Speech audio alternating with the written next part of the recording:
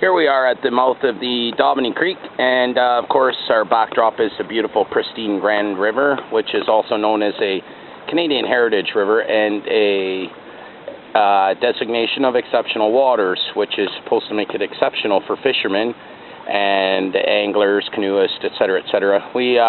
We boast this river quite highly. This is our jewel, this is our baby. Brantford owes to its existence this very river.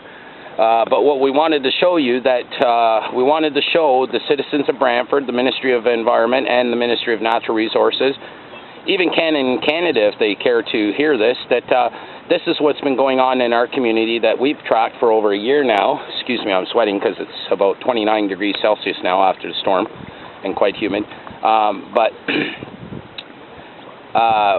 We have our city telling us that, we have all these stringent controls on the development in this area, and we wanted to show you exactly what the result of stringent controls are from these construction sites and see what the end result is here in our river, and I'll show you right now.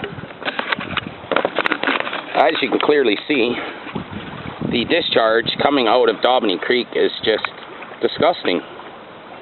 I mean, there's no other word for it other than disgusting.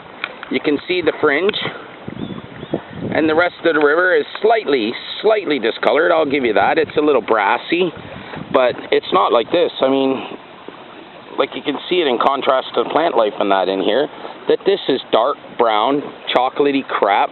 Everything on those sites has gone into the storm sewer. You can see floating down. There'll be bits of styrofoam, other things, garbage, all those wood chips that they use to help reinforce the banks are in there. And of course, you can see that this plume goes right down the river. As a matter of fact, you can see that at this point in time, at this point of the river, this contains 30%, if not more, of this river now looks like what the creek looks like. Drivers, pedestrians, and anybody who cares to wonder as they're walking over the Lorne Bridge and driving over it, you can look over the Lorne Bridge and you can see this plume over a mile away from the sites of contention. Is this enhancing our river? Is this in fact enhancing a watershed and a watercourse? Who do you think we are as taxpayers and as citizens, without engineering degrees or otherwise? Who do you actually think you're selling this facade to? This is called destruction. This is an ecological nightmare every time it rains, and we're asking that it stop. This has been over a year plus that we've followed this, and I got to tell you, we've seen little to no movement with this, and this is what Sanfdra Lawson calls stringent control. This is stringent controls in order to protect our watersheds. Look at this protection. I ask you, and I implore you, citizens of this province and of this city, to call your councillor, to call Mayor Mike. Don't ask for a meeting because he won't show up, but call him and tell him just how distasteful and how displeased you are with what's going on in the development industry in this city, and the city hall and city is just sitting back and allowing it to happen and